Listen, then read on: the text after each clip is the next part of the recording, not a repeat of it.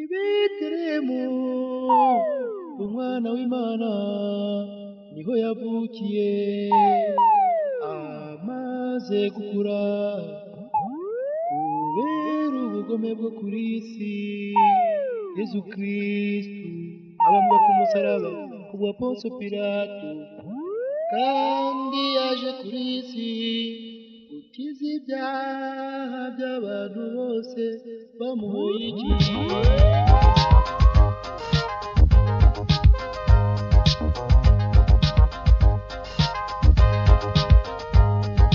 Yesu tubabarire, Yesu tugirire impuhwe, kuri iyi si huzuye ibishuko, kuri iyi si byose birakomeye.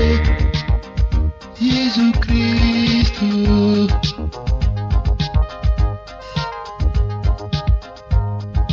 Yesu tubabarire, Yesu tugirire impuhwe, kuri iyi si byose birakomeye.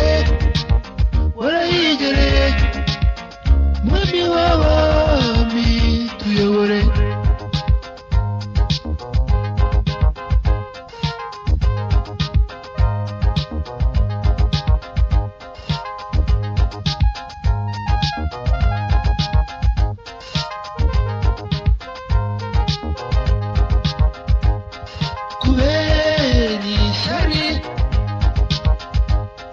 Abami ba kera baramwangaga we, kubera umururumba we, Yuda amugurisha ku mafaranga 30, kandi ntacyo yamumariye. Yuda we wakoze ibiki?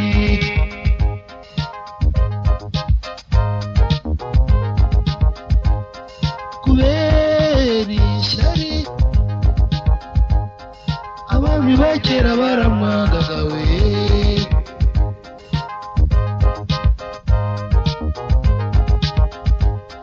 kubera umururumba we, Yuda amugurisha ku mafaranga 30, kandi ntacyo yamumariye. Yuda we bamujyanye i Gologota.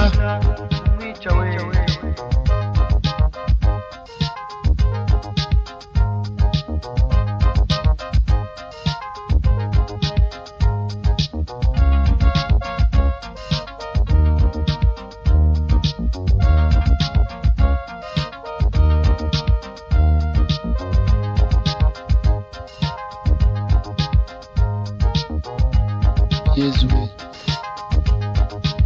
warababaye rwose,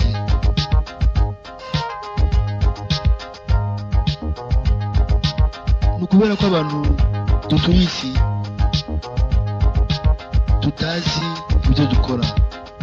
Tubabarire kubera ishyari, abami ba kera baramwangaga we,